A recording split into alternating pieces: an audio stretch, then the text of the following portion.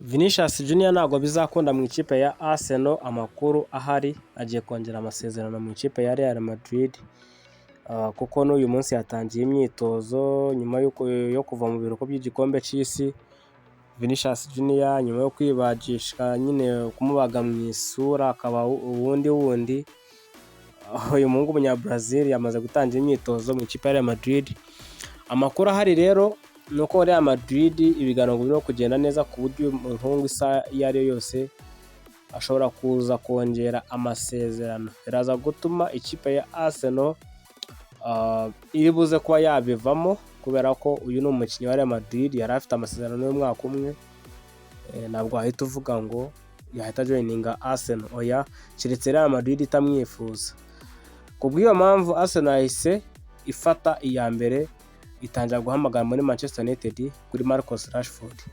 Marcus Rashford afite agaciro ka $30 z'amapawundi ku ikipe yose yamukura hariya ku kibuga Old Trafford. Uyu nguyu ni umuhungu utifuzaga wenda kuba yagaruka muri Man U, ariko kubera amategeko n'amabwiriza agenga kontera cyangwa se agenga amasezerano yagiranye na Man United, agomba kuba akora imyitozo nyine kuko ni umukozi wabo. Kuri Arsenal rero itangiye kureba ko wenda kuri Marcus Rashford mu gihe utabona Vinicius Junior, mu gihe utabona Kvaratskhelia, Arsenal ibona ko Rashford ari wo mukinnyi nanone yaprefera kuba yakinisha ku ruhande rw'ibumoso, igifite na Christos Zolis ndetse na Gabriel Martinelli, yumva ko yakongeramo Marcus Rashford. Rashford ni umusore utaguha serivisi zo ku ruhande rw'ibumoso kuko n'uruhande rw'iburyo yaguha serivisi, ndetse no ku icyenda agakina nk'umwataka nabyo yaguha serivisi zaho.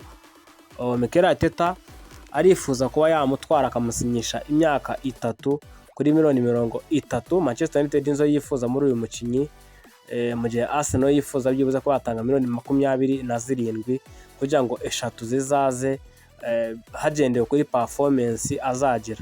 Rashford isaha iyo ari yo yose hatagize igihinduka araza kuba yajoininga ikipe ya Arsenal. Nubwo Arsenal utamenye ibintu irimo gukora muri iyi minsi, kuko imaze kuba yatuma abantu bagenda batakariza icyizere ba David Ornstein, batakariza icyizere ba Ben Jacobs, n'abandi bagiye batandukanye barimo Hand of Arsenal, kuko bagenda batangaza amakuru mu ikipe ya Arsenal bikarangira Arsenal itaguze abo bakinnyi.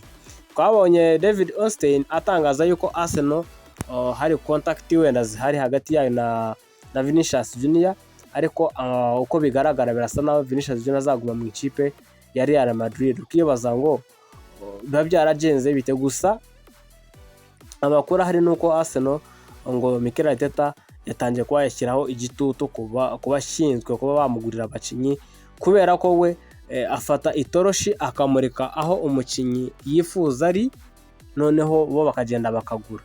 Rero kuba Bruno Guimaraes bitararangira, kuba baratwaye Morgan Rogers, Mikel Arteta ntabwo arabyibagirwa, arifuza kuba byibuze yagura abakinnyi b'ingenzi, byibuze atangirana nabo sezo, wenda aba squad player akazabagura wenda Mercato irimo kugenda irangira. Rero niyo mpamvu yeresheje amaso kuri Marcus Rashford, ndetse ikaba irimo irifuza ndetse n'uwitwa Antonio Nusa.